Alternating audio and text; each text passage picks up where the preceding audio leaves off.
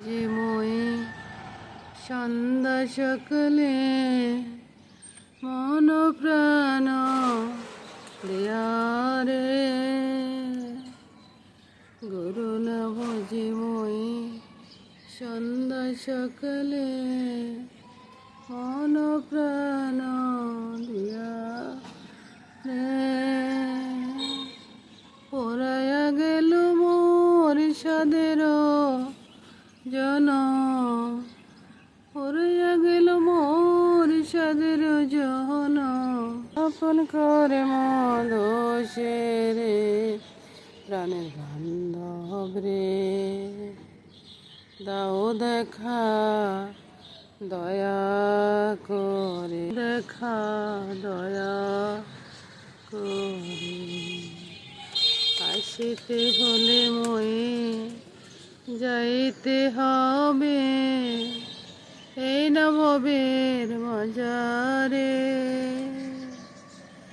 প্রাণ পাখি মোর পলকে উড়িবে ছাড়িয়া সকল মায়া রে প্রাণের বান্ধব রে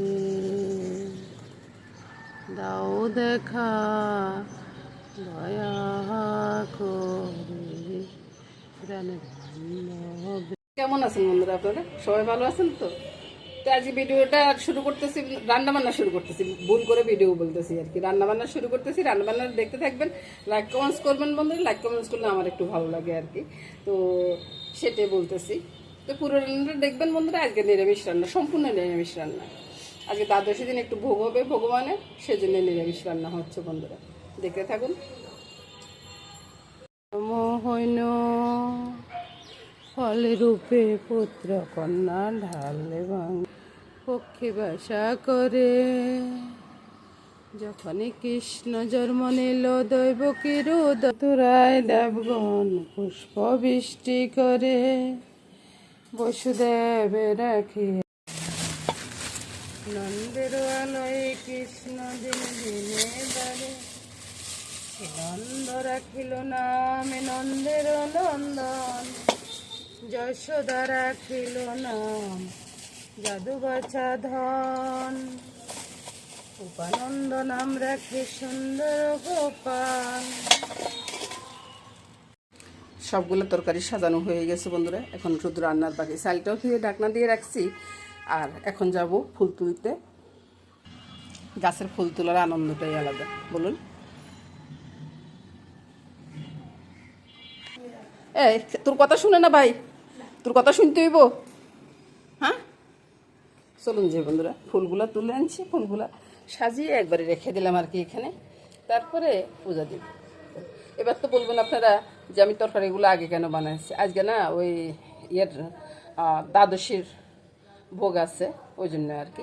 তো ফুলগুলা সাজিয়ে রাখলাম, এবারে পূজাটা দিব বন্ধুরা। তো বন্ধুরা, স্নান করিয়ে প্রথমে আমি রান্নাঘরে আসছি, বুঝছেন। রান্নাঘরে এসে আমি ওই যে ডালটা বসিয়ে দিব, আর ওই যে জলফের একটু চাটনি হবে, ওই চাটনিটা বসিয়ে তারপরে আমি ঠাকুর ঘরে ঢুকবো আর কি। এই সুগতের ডালের জন্যে দুইটা করলা ভাজি নিচ্ছি আর কি।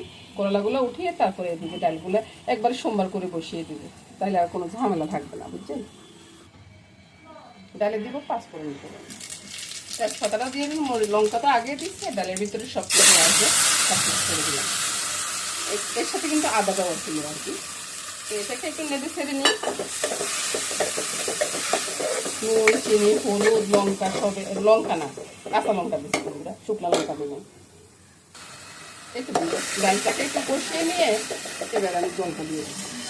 জলটা ঠান্ডা জল দিচ্ছি, আপনারা তাহলে একটু গরম জল দিতে পারেন, গরম জল দিলে না ভালো হয়, বুঝছেন। গরম জল দিবেন, গরম জল দিলে একটু তাড়াতাড়ি সিদ্ধ হয়ে যাবে।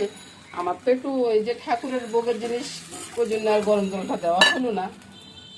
আর আমরা তো সবসময় ভোগ দিই না, হঠাৎ হঠাৎ দিই আর কি, যেমন দ্বাদশী দিন বা ওই যে কি বলে রাস পূর্ণিমা, দোল পূর্ণিমা, এগুলাতে আর কি। বন্ধুরা, এদিকটা আমি কপিটা বসিয়ে দিব, বুঝছেন। কপিটা একবার পূরণ করে বসিয়ে দিব, বাস। দুটো দুদিকে হতে থাকুক, ততক্ষণে আমি অন্য কাজ সেরে চলে আসবো। আলু কপি সব একসাথে দিয়ে দিচ্ছি।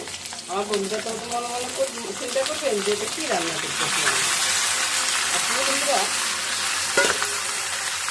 আপনারা তো এভাবে করেন না, তো করে একটু দেখুন। নুনটা দিয়ে দিলাম যতটুকু প্রয়োজন। আমি এখানে স্বাদের কথা কিছুই বলবো না, ভগবানের জন্য পাক করতেছি, স্বাদের কথা বলা উচিত হবে না। কাঁচা লঙ্কাটা দিচ্ছি, হলুদটা দিয়ে দিলাম। এখানে তেমন কোনো মশলা করবো না বন্ধুরা, খুব কম মশলা দিয়ে আমি তরকারিটা রান্না করবো আর কি। একটু লঙ্কা দিয়ে দিলাম হালকা করে, আর দিয়ে দিব একটু চিনি।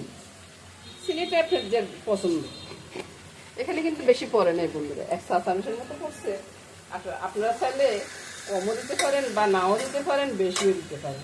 তো সবগুলো মিশিয়ে দিচ্ছি। সবগুলো মেশানোর পরে বন্ধুরা আমি ঢাকা দিয়ে রাখবো, বুঝছেন। ঢাকা দিয়ে হইতে থাকুক, ততক্ষণে আমি অন্য কাজ সেরে আসি। আবার একটু করে দেখিয়ে দিচ্ছি বন্ধুরা, এই তরকারিটা এভাবে ঢাকা দেওয়া থাকবে, আর ডালটাও আমি ঢাকা দিয়ে রাখবো বন্ধুরা। আস্তে আস্তে হইতে থাকুক, সিদ্ধ হইতে থাকুক সব কিছু, আর এদিকে কষানো হইতে থাকুক, আমি চলে যাচ্ছি। এবার দেখুন বন্ধুরা, কফিটা কষানোর প্রায় হয়ে আছে। এখানে তো আমি কাঁচা লঙ্কা দিয়ে এই জিনিসটা করতেছি, কয়েকটা আলুকে ম্যাশ করে দিচ্ছি। আর গলার আওয়াজটা বন্ধুরা সবসময় ঠিক আসে না, বুঝছেন। এটা আমার অ্যালার্জির কারণে হয় আর কি। তো ফুড অ্যালার্জি যাদের আছে তারা অন্তত বুঝবেন জিনিসটা, সেজন্য আর কি। কয়েকটা আলুকে ম্যাশ করে দিলাম, দিয়ে এটা একবারে বেশি বাড়াবাড়ি ঝোল রাখবো না, বুঝছেন। একটু মাখো মাখো টাইপের করবো, আর ওইদিকে ডালটা হয়ে গেছে। তো ডালটা আমি একটু ম্যাশ করে নিই, ওই যে ডালের ব্যাগের উপরে একটু জল বসি। তো জলটা গরম হয়ে গেছে, আমি এখানে ছেড়ে দিলাম। ওই যে বললাম যে বাড়াবাড়ি ঝোল রাখবো না, এমন একটা ঝোল থাকবে। এবার বন্ধুরা কপিটা হয়ে গেছে, ওদিকে ডালটা হয়ে গেছে, ডালটা আপনাদেরকে দেখানোর জন্য রাখছি। তো কপিটা হয়ে গেছে, কপিটা এর বেশি আর কিছু করবো না, একটু ভেঙে ছুড়ে দিচ্ছি। ভেঙে ছুড়ে দিয়ে এবার আমি ভগবানের জন্য একটু নিয়ে নিব, তারপর বাকিটা অন্য জায়গায় ঢেলে নেব। এবার ডালটা হয়ে গেছে, ডালের ভিতরে ওই যে করলাটা আর ওই যে পোড়লের মরিচটা আর কি, ওইটা দিয়ে দিলাম। কেউ যেন আসছে বন্ধুরা, আর বন্ধুরা বাকিটা অন্য জায়গায় ঢেলে নিচ্ছি, বুঝছেন। এবার বন্ধুরা এদিকে বেগুন আলু নিরামিষ রান্নাটা হবে আর কি। মেথি ফোড়নটা দিয়ে দিলাম, তেল মনে হয় না এত গরম আছে, তো কোনো সমস্যা নেই বন্ধুরা। এর সাথে আলুগুলো দিয়ে দিচ্ছি, ভাজা হইতে থাকুক।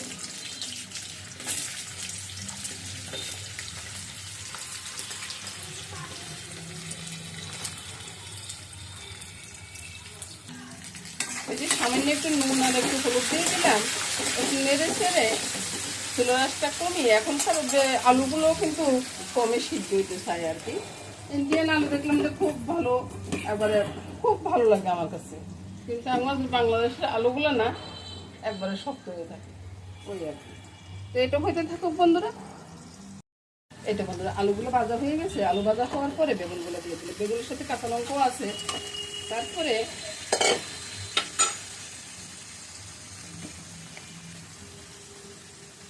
নুনটা সাধারণত আসলে যেমন লাগে আর কি, কিন্তু অনেক সময় অনেক কথা ভুলিয়ে যায়, বুঝছেন। চিনি এত দেবো না, চিনি একবার কম করে দেবো। তারপরে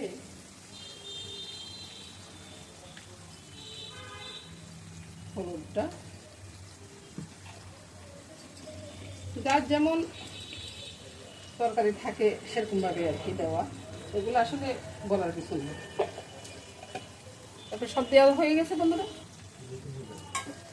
এটা নাড়ি চাড়ি, তারপরে ঢাকাটা দিয়ে দিলাম। এটার থেকে জল বের হয়ে এটা ইয়ে হয়ে যাবে। এবার এদিকে ভাতের জন্য মানে অন্নের জন্য আর কি জলটা বসিয়ে দিলাম। তো আমি এই অন্নটা পাক করবো কেরকম করে, পোলাওর মতো করে আর কি, মাঠটা জড়াবো না, বুঝছেন বন্ধুরা। আপনারাও চাইলে এভাবে করতে পারেন, সমস্যা হয় না কোনো কিছু, বুঝছেন। তো এবার আমি চাউলটা ছেড়ে দেবো,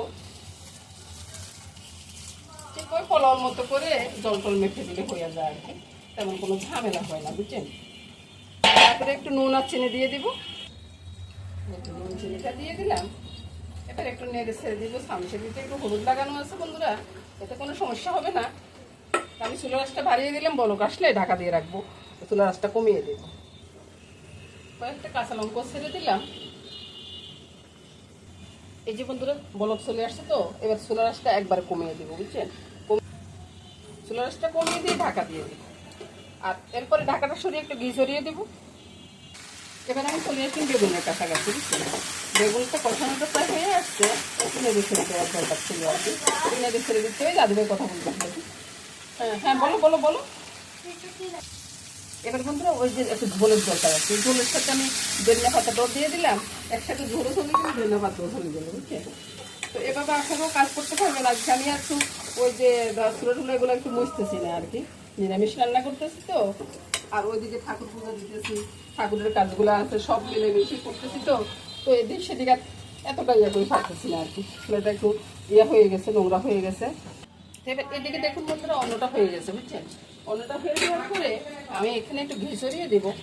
ঘি সরিয়ে চুলাটা বন্ধ করে দেবো। এটা আমার নিজের ঘরে তৈরি করা ঘি।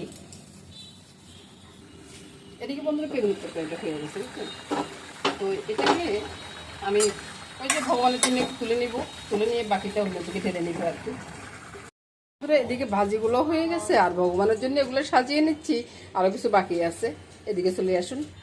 জলপাইটাকে সিদ্ধ করে একবারে নুন আর চিনি দিয়ে একবারে ভালো করে কষলে নিয়েছি, বুঝছেন? এটার ভিতরে আর কিছুই দিব না, কোনো মশলাও দেব না। ভাজি করার পরে যে তেলটা রয়েছে না, ওই তেলের ভিতরে সামান্য একটু তেল, আমি অনেক সময় তেল দিয়ে না বন্ধুরা, তেল না দিয়ে করি। আজকে পরে একটু আছে তাই সব কিছু ছেড়ে নেড়ে ছেড়ে তারপরে এটা করে নেব। এই যে চাটনিটা হচ্ছে না বন্ধুরা, এই চাটনিটা কিন্তু অনেকদিন ভালো থাকে, বুঝছেন? আপনারা এভাবে করে দেখতে পারেন, একবার ভালো থাকে। এখানে দুটো গোটা লঙ্কারে আমি কেটে দিয়ে দিচ্ছি, একটু ঝাল হয়ে যাবে, আর বেশি ঝালের দরকার করবো না। ওই আর কি, গোবিন্দের জন্য যত শর্টকাটভাবে পারি আমি ওইটাই করি, আর বেশি কিছু না বন্ধুরা। এই তো বন্ধুরা আচারটা হয়ে গেছে, এটা ঠান্ডা হওয়ার পরে একবার লাস্ট হয়ে যাবে। তো বন্ধুরা এখানে নামিয়ে নিচ্ছি। এই তো বন্ধুরা আচারটা নামিয়ে নিলাম, আর এর সাথে সাথে বন্ধুরা সব রান্না শেষ হয়ে গেছে, দেখুন। তো এবার আমি চলে যাব বন্ধুরা। সবাই ভালো থাকুন, সুস্থ থাকুন, সুন্দর থাকুন বন্ধুরা, এই কামনা করে এখানে শেষ করলাম। নমস্কার বন্ধুরা।